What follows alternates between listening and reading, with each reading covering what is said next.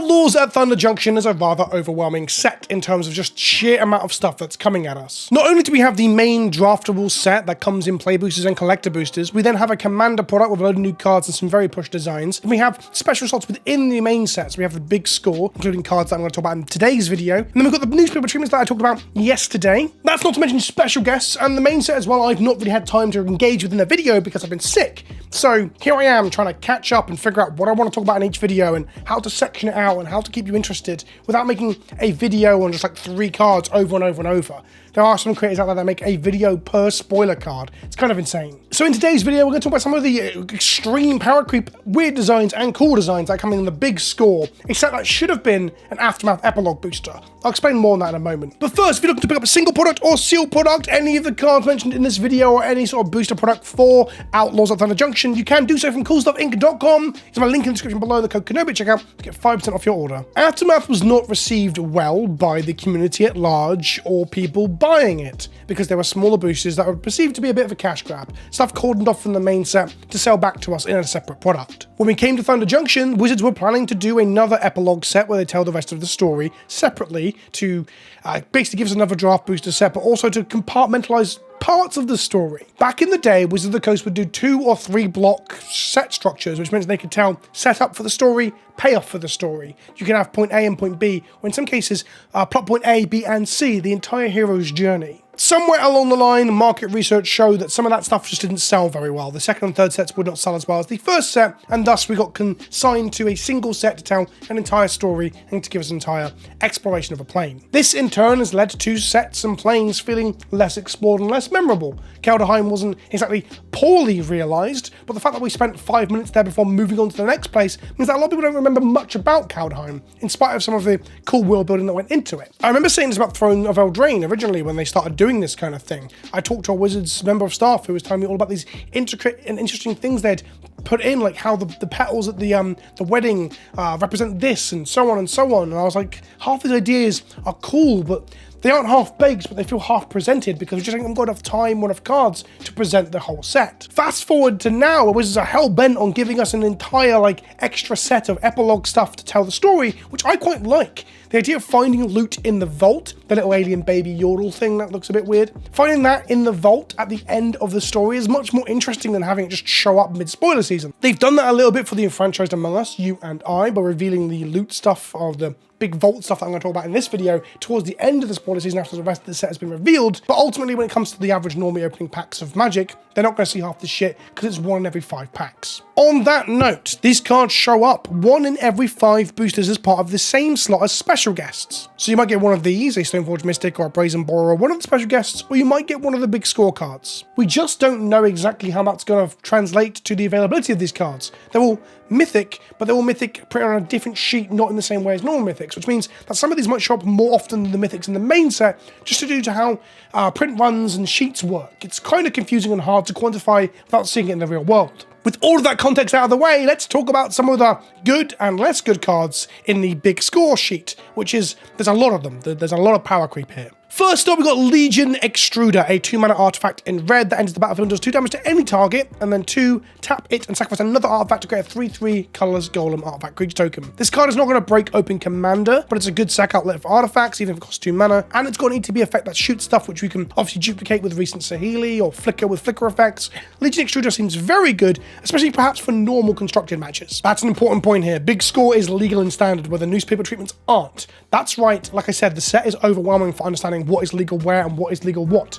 Either way, these cards are legal standard onwards, so these cards are going to standard and pioneer, and then of course modern and legacy too. I think Legion Extruder being a 2-mana value play, a damage removal spell that can become a body later or turn other artifacts that you have, like treasures and clues and maps, into golems too, is very strong. In some ways, it's comparable to Stomp plus Bone Crusher, where you've got this 2 mana for a burn spell, and then 3 mana to make a body. Obviously, there's a lot of caveats there. Bone Crusher Giant comes out of exile, it doesn't allow damage to be prevented, and it's a body itself that can't be thought seized, Meanwhile, this one is a 2 damage spell that can be prevented, but then it can turn other things into bodies. It's comparable in terms of being a 2 mana part of the curve and a 3 mana part of the curve that represents the same damage and the same body type. But ultimately, I think Legion Extruder might have more openness to be played in weird decks, both in Commander and in constructed formats. This card seems very good. Generous Plunderer is pretty good for constructed and very good for Commander. A 2 mana 2/2 with Menace. Beginning of your upkeep, you get a treasure token untapped, so it ramps you. And then when you do, target opponent creates a tapped treasure token. So you pick an opponent in Commander, you can be their friend by giving them treasure, or you can be their enemy. Because the second part is a payoff where it hurts people for having tokens in play. Oh, sorry, not tokens, artifacts. Whenever Generous Plunderer attacks, it deals damage to defending player equal to the number of artifacts they control. Keep in mind, it's when it attacks. This means Generous Plunderer doesn't need to connect. It just attacks and triggers. So if someone's done a big dockside turn and not spent the mana, they will be forced, upon this trigger on the stack, to sack off all their treasures to avoid taking a shit ton of damage. If you're attacking someone on an artifact strategy that isn't making treasures and doesn't have a sack outlet, they're just going to take a shit ton of damage. This card is a very good, evasive 2 mana creature that ramps you and punishes other players. Very strong. Like I said, most of the cards in this set are just really pushed and unique for what they do. I think it's cool and interesting designs, but like I said, it's a bit of power creep here. I love finding random things in sets that have clue as a type and have that text. I don't know why, it ticks a part of my brain. Like, I'm not gonna say reptile, I'm gonna say like, no, it is. It's part of my smooth reptile brain from when we were just fish swimming in the sea. Whenever you sacrifice Esoteric Duplicator or another artifact, you may pay 2 mana. And if you do, at the beginning of your next end step, create a token that's a copy of that artifact. So for 4 mana, you get to sack it to draw a card and make a new copy of it at end step. But on top of that, Esoteric Duplicator gets to do crazy shit when you're doing token duplication, which they've put in a lot of in recent times with Doubling Season, for example. But if we remove Doubling Season from the equation for a moment, how about Mindslaver? Mindslaver is actually in the limited environment as part of the newspaper treatments for the set. But for an extra 2 mana, you can get a copy of Mindslaver in your end step. So you can take your opponent's turn, untap, and Mindslaver them again, and pay again. And thus you can Mindslaver lock people with cards that both come in this set. It's a new part of that, you know, infamous combo. This card is good. I'm going to play it in Commander, I'm going to play it in Brawl. I don't think it's going to have a home outside of your dirtily silly formats like Commander and Brawl, but I think the card's still very cool and interesting, if perhaps a little bit... Cards being interesting, I'm going to talk about the new Commander decks as well. Cards being interesting, sometimes they're so interesting because they're just so powerful or uniquely powerful in what they do. So for example, this or some of the new Commanders like the Cactus Blob thing that doubles on hit triggers and shit. They're just like way better than anything that came before, which makes them interesting and fun to play with. It just feels like you're using up quite a large amount of design space when you do that kind of thing. I'm just wary of power creep. Simulam Synthizer is another 3 mana Durdle Duck. When it enters the battlefield, you scry 2. It's an artifact. Whenever another artifact with a mana cost value of 3 or greater enters the battlefield under your control, you create a 0 construct, a creature whose power and toughness is equal to the artifacts you control. This, of course, plays well with Esoteric Duplicator, because not only does it trigger upon Esoteric Duplicator entering the battlefield, but if you have a copy of it enter the battlefield at the end of turn by sacking the Duplicator, it does trigger as well. Because don't forget, token copies now have the same mana value of the thing they're copying as of a rule change from a few years ago. I think Duplicator, Synthesizer, and Worldwaker Helm, which I'm going to talk about now, they all play very well together. They all trigger each other and can do extra things together. So for example, with Worldwaker Helm, not only does it trigger Simulam Synthizer, but when you make a token copy of the Duplicator or the Synthesizer, you then get a map token as well. And then, of course, this allows you to copy other tokens that you have. Artifact tokens made by the Duplicator, for example, or the bodies made by Simulam Synthizer. Ultimately, this is my kind of magic. Weird value engines that can do cool and interesting things, but like I said, they're kind of uniquely powerful and better than anything else in class, but maybe that's just because they do better things or different things that haven't been done before. We've never had make an additional map and then copy a token before on a 3 mana artifact as far as I know. Memory Vessel is a 5 mana red artifact that says tap, exile Memory Vessel. Each player exiles the top 7 cards of their library. Until the next turn, players may play cards that are exiled this way, and they can't play cards from their hand. Activate only as a sorcery. Memory Vessel is a copy or a fixed version of Memory Jar. Memory Jar is an incredibly broken card that is banned in Legacy and was part of Combo Winter in the past. This is what Wizards go back and do quite often, is they go and try and fix an old card with a new design, and they make a homage to it too. I love this stuff. I love the references to old magic. In this case, it even has memory in the name to make it clear what they're doing. Memory Jar is what we call a draw 7. So when you activate it, you get to draw a fresh 7, and that's going to be on your combo turn where you're going to get extra mana or have all your mana untapped or mana doublers in play and then go off. Memory Jar still sees play to this day in Cube, for example. Memory Vessel is fixed in a few ways. It costs double red, so it's only available in red decks, and it exiles itself too, where Jar used to send itself to the graveyard. Memory Jar would exile your hand, and then you'd draw cards and discard them end of turn, which would fuel your graveyard and graveyard synergies, like Delve or Yorg's Will, for example. When Memory Vessel exiles top cards of your library, you can cast them until you're finished doing this, and then you get access to your hand on the following turn. Your hand doesn't go anywhere, you just can't cast cards from it. And you can activate only as a sorcery, so you can't do this on your opponent's turn, for example, to disrupt their hand. Importantly, I've seen a few people think that when you exile Memory Vessel, you can recast it off its own ability, because you can cast cards exiled this way. I think exiling Memory Vessel is part of the cost, not part of the resolution after the semicolon of the ability, so I don't think you can recast Memory Vessel off its own ability. Either way, this is teetering on the edge of going to be incredibly good somewhere, or be just not making it and then be completely garbage, because it's such a fixed version of Jar. I love teetering on that edge. I don't love doing it all the time with the Magic design space, especially with a set with so much push stuff in it already, but I think Memory Vessel is a cool attempt at the old version. I think it's perhaps so close to being it, not requiring any mana or similar to activate it, that it might just be at that point where it's going to be too good. Goblin Weld was a legacy deck that would easily put this into play by swapping it for another artifact in play using the titular Welder. I just don't think that drawing 7 or exiling 7 in that deck is as strong as Memory Drawing would be, thanks to the graveyard synergies of the deck. I don't know where Memory Vessel will see play, but I'll be shocked if it doesn't see some play somewhere, beyond your typical commander shit. Lost Jit is a 1-mana Jitte. I'm going to use Jit and Jitte interchangeably. I don't care how it's properly pronounced at this point, because I've been playing with this card for over 10 years and mispronouncing it, so it's going to be really hard for me to train myself not to. Lost Jit is a fixed version of Umezawa's Jitte, and a callback to Umezawa's Jitte, another card banned in Eternal formats. It's legal in Legacy but banned in Modern, where Jitte allows you to remove a creature with its -1/-1 counters and gain life to race something in, well, a race, and also pump your creature to finish the game. Lost Jit doesn't. Instead, it untaps lands, which is a completely unique ability in this cycle or this homage. It's nothing like Jitte, the original one. Target creature not being able to block this turn is similar to the removal of Old Jit, but it's not quite the same, because Old Jit can kill utility dorks to stop your opponent's game plan. Part of what made original Umezawa's Jitte so strong is that once you connect with it, it kind of turns off creature-based strategies, or should I say conventional creature-based strategies, well, like X ones like Thalia, or dorks like green mana dorks. Of course, in modern, your average creature deck is playing 5/3s for 2 mana and 4/4s for 2 mana, so really Jit doesn't quite invalidate those creature strategies as much, but it does invalidate your conventional creature strategies. And the other thing that Lost Jitte does is it puts a +1/+1 counter on a equipped creature as well, so it does do the growing thing. The clear difference is that the original one gets 2 counters per combat damage, while Lost Jitte only gets 1, so it's really down-tuned in a lot of ways. However, it costing 1 mana and equipping for 1 is cheaper than the old one, but it's significant because of Urza's Saga. The one place that this Lost Jitte, which is a weaker version of Old Jit by a significant margin, could see play is if Urza's Saga can tutor it up and it's useful. Now look, the other elephant in the room is that Lost Jit then has to compete with Shadow Spear. Shadow Spear gives a creature evasion, and it also allows that creature to have lifelink, so thus it does the racing and gain life against aggressive decks, and allows you to trample over blockers with your constructs you're making off of Urza's Saga. Meanwhile, Lost Jitte does allow you to stop one thing blocking and grow your guy a little bit, but the evasion isn't as clear cut, and it has no way to gain life in an aggressive matchup, so it doesn't fulfill that role either. The real saving grace for Lost Jitte is that untap target land ability. So for example, you can untap another Urza's Saga to make another construct token if you've got more than one Saga around,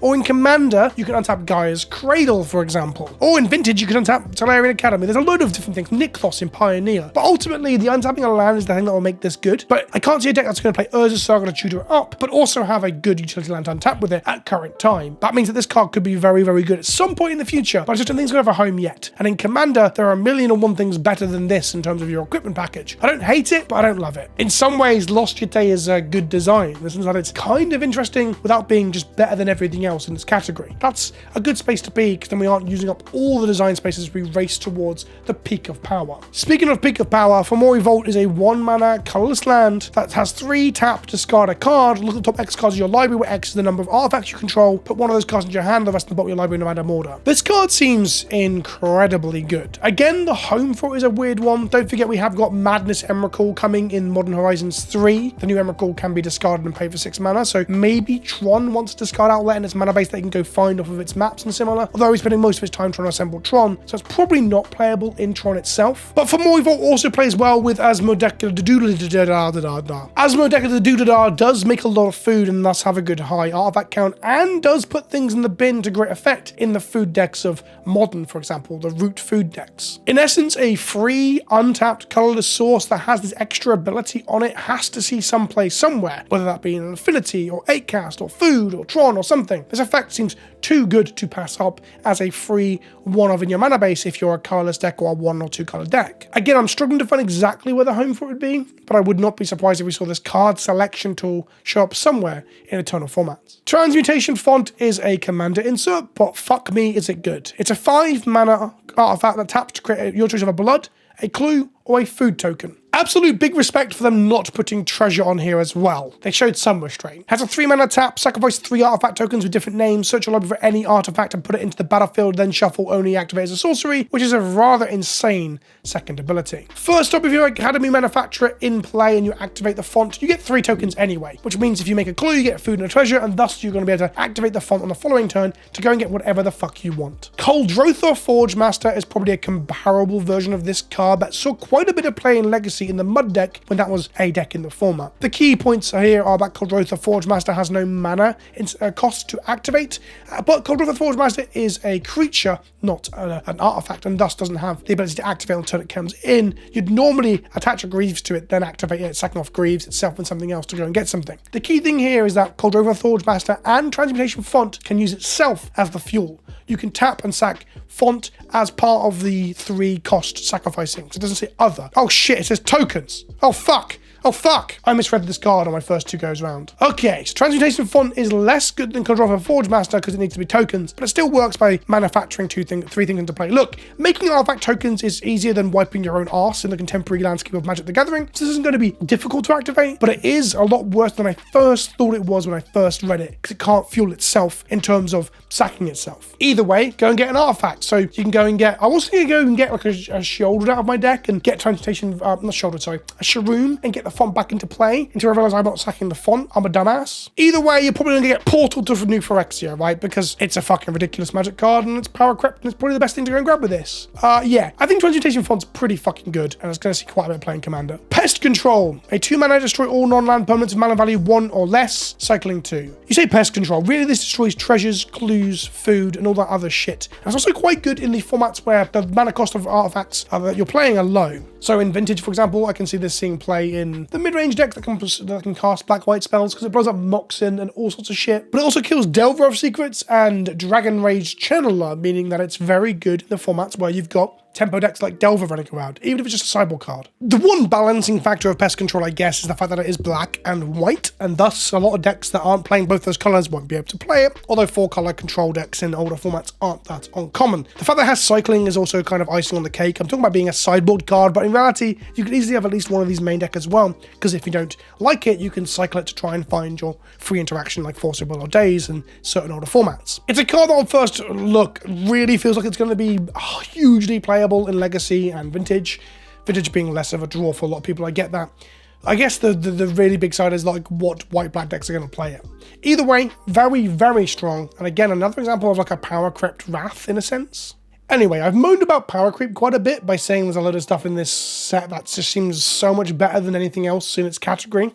Let's talk about 2 cards that I think are a huge trap and are kind of interesting for not being power crept. Omen Path Journeys shows our favourite illusionist Gorgon combo with their newfound adopted child, this Yordle from League of Legends. When this enchantment enters the battlefield, search your library for up to 5 land cards with different names, exile them, then shuffle. Beginning of your end step, as a trigger, choose a card at random from underneath it that you've exiled with it and put it into play. Put it into play tapped. Interestingly. This card is a bit of a trap. If you go and get your best land, like a Gaia's Cradle for example, go to end step, trigger and put it into play, you paid 4 mana to tutor for a specific land, that's not so bad. If you go and get like 5 spicy lands, a Gaia's Cradle and Academy Ruins and other nonsense, people are going to blow this up and those cards are going to be stuck in exile. The different name clause means that you can't just get 5 basics and treat it as a ramp spell every turn for 4 mana, which would be good, but you can go and get, for example, Snow-Covered Forest, Normal Forest, Snow-Covered Mountain, Normal Mountain, and so on. So if you play a split of snow-covered and non-snow-covered, as you should anyway, because there's no reason not to, and it makes you look cool, the Omen Path Journey can just go and get you some lands. I think it's fine in that regard.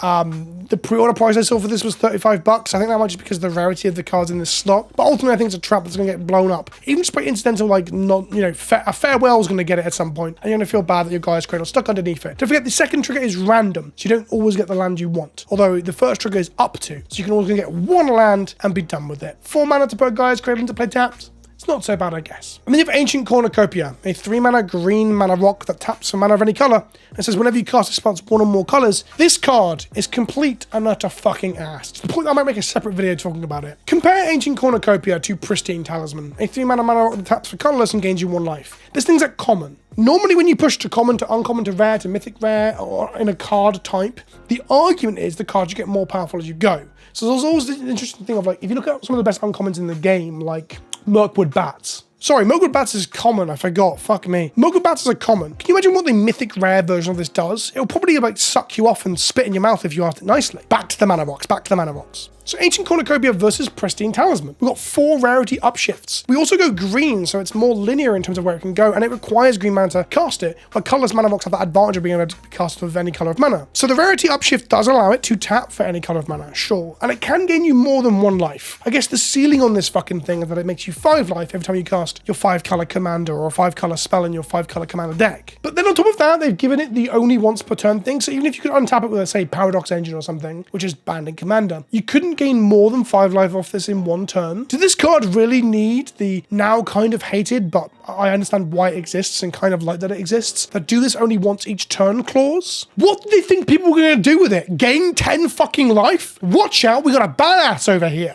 Ancient Cornicopia is dog shit. I just don't understand how this is a mythic rare special slot thing. If this commands a price tag, I have no faith in Magic players' assessment of Magic cards. If a 5-color commander deck gains 5 life off this once a turn cycle while tapping it for mana, I think that's just approaching being above average in terms of power level. This being a mythic fucking rare 3-mana mana rock in a world of commander spheres and other similar stuff, I just don't get. There is an interesting point though. Like, how would they have made it actually fit the mythic special slot rarity you expect from all this pushed shit that we're seeing in the big score slot? By extension, if Ancient Cornicopia cost 2 mana, it'd be a strictly better Arcane Signet for green decks, and that's just too good with Arcane Signet being, you know, pretty fucking strong as it is. Meanwhile, if it tapped for 2 mana of any one color, it would be 2 mana cheaper than Gilded Lotus and give you 2/3 of the mana. The point I'm getting at is that mana rocks absolutely tread a really fine line of being, you know, fucking dog shit or mediocre in this case. If this was in a commander product in the deck, I probably wouldn't just cut it automatically, but I don't want to open it in this slot and a boost, if that makes sense. But if it was cheaper or made more mana, it would be too pushed, and thus it lives in this weird equilibrium of when you read it, you're like, is that it? The funniest thing about the Astral Cornicopia nonsense, the funniest thing about the Ancient Cornicopia nonsense is that these are like the 30 picks from the set that they thought were good enough that needed to be printed. A lot of other cards were cut. What the fuck else was left in those packs? I assume this was probably an uncommon or a rare in the original epilogues, and then every card in here has to be mythic, so they've upticked it. Like, compare it to our final card we're going to talk about, Molten Duplication. 2 mana, create a token that's a copy of target artifact or creature you control except it's an artifact in addition to its other types. It gains haste, and you sack it next end step. Compare Molten Duplication to Twin Flame, for example, an effect that only targets creatures you control, can't target artifacts, doesn't turn them into an artifact, which is arguably a downside, but really in your deck it will synergize and be an upside. And then most importantly, Twin Flame exiles the token at the end of the next end step, where Molten Duplication sacrifices them. This is important because then you get death triggers, both off of things like Blood Artist and similar, or if the creature itself has a death trigger, or the artifact has a death trigger. Like, I'm not sad to see a card from original Theros block get power crept, and we also can't ignore the fact that Twin Flame has Strive, which means it's got like added utility of, if you've got a load of mana, you can copy a couple of things here. But what I'm saying is that the big score is a selection of cards that are just better than anything else that did the thing they did before. And I think that's kind of weird to have like 30 of those show up at once. Ultimately, I think there are some issues with the big score and how it's going to affect Magic in terms of pricing. I really, really hope that some of these cards aren't as expensive as I'm expecting them to be. And also, it just goes to show that Wizards want to do 2-block structures, but something's stopping them. Perhaps the market researcher Daddy Hasbro says that they won't make enough money. Either way, those are my thoughts on some of my favourite cards from the big score for both being Donald Duck Commander cards and also just being a bit shit like the Cornicopia. Let me know what you think in the comment section below. Are you sad that I didn't talk about the Lotus Ring? Yeah, I guess you can equip it and tap sack of 3 mana. That's fine, I guess. Or how about Tarnation Vista, which sometimes taps for 5 mana? This card is absolutely fine. Probably not mythic but it's fine. There you go, I covered them. Thanks for watching, and I'll see you in the next one. Ta-ta for now.